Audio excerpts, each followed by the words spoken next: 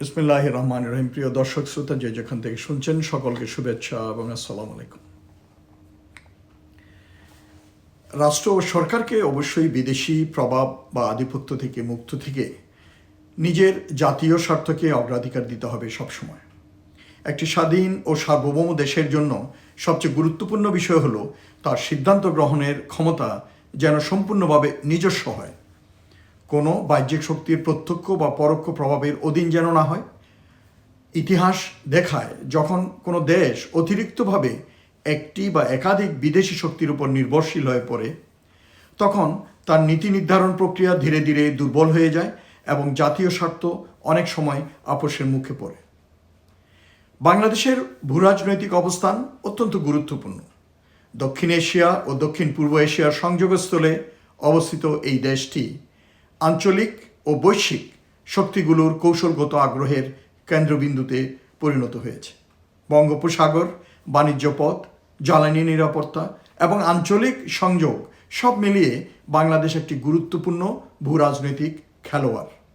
এই বাস্তবতায় বিদেশি শক্তিগুলো স্বাভাবিকভাবেই নিজেদের স্বার্থে প্রভাব বিস্তারের চেষ্টা করবে। এটি আন্তর্জাতিক রাজনীতির স্বাভাবিক নিয়ম। কিন্তু একটি পরিণত রাষ্ট্রের দায়িত্ব হলো সেই প্রভাবকে নিয়ন্ত্রণ করা এবং নিজের স্বার্থকে সর্বোচ্চ অগ্রাধিকার দেওয়া। বিদেশি আধিপত্য থেকে মুক্ত থাকার অর্থ এই নয় যে বাংলাদেশ আন্তর্জাতিক সহযোগিতা থেকে নিজেকে বিচ্ছিন্ন করবে, বরং এর অর্থ হলো বাংলাদেশ একটি ভারসাম্যপূর্ণ ও বহুমুখী পররাষ্ট্রনীতি অনুসরণ করবে, যেখানে কোনো একক দেশের উপর অতিরিক্ত নির্ভরতা থাকবে না, সবার সঙ্গে বন্ধুত্ব, কারো সঙ্গে বৈরিতা নয়।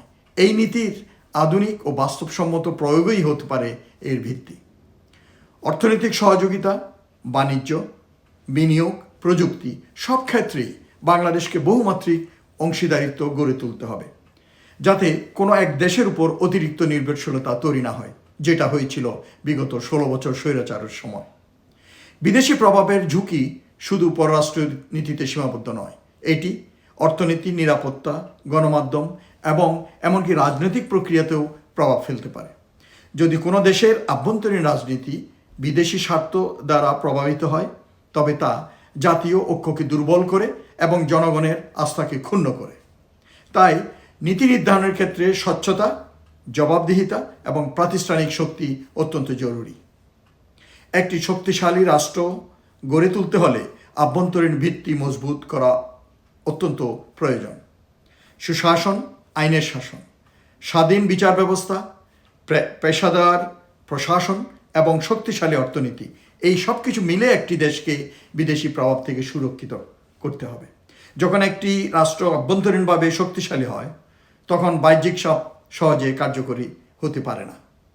অর্থনৈতিক নির্ভরতা, স্বনির্ভরতা এই ক্ষেত্রে একটি গুরুত্বপূর্ণ উপাদান।